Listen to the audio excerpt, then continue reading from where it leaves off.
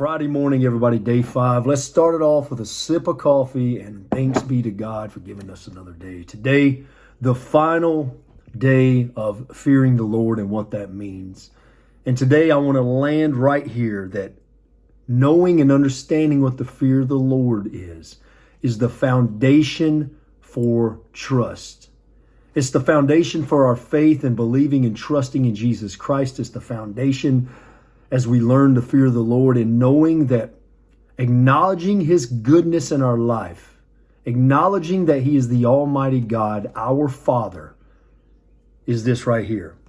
It's to build a foundation for trusting Him in all circumstances. As Paul spoke about in the Bible, he said, I've learned to live with much. I've learned to live with everything.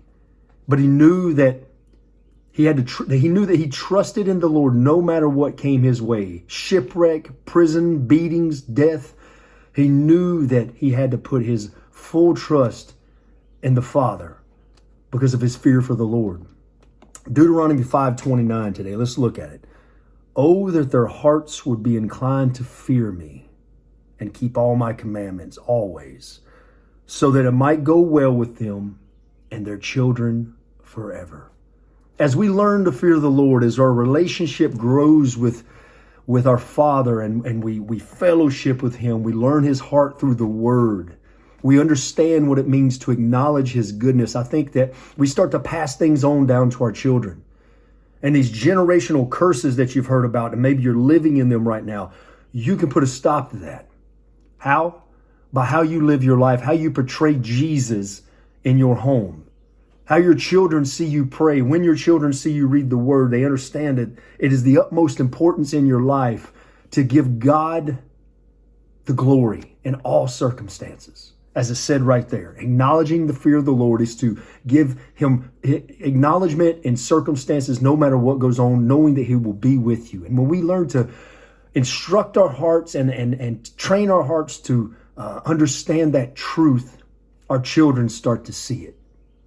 And it may take some time, and there may be a day when it's a prodigal son situation where they run and flee, but you can know this for sure, that you have planted seeds and that Jesus Christ is in their heart.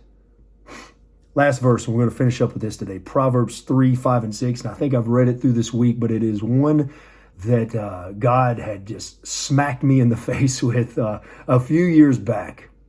Here you go. Trust in the Lord. Trust in the Lord with all your heart and lean not on your own understanding. In all your ways, submit to Him, and He will make your paths straight.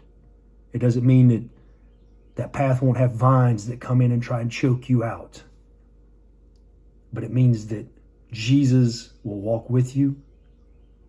This fear of the Lord is knowing that God is our companion. He's our master. He's our Father, but He's our battle buddy as well.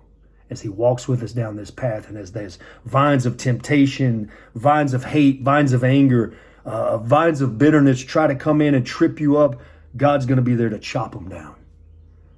Man, I hope this message has helped you guys this week understand that the fear of the Lord is all about acknowledging the goodness of God and loving Him. I love you guys, and I'll see you Monday morning with a new series.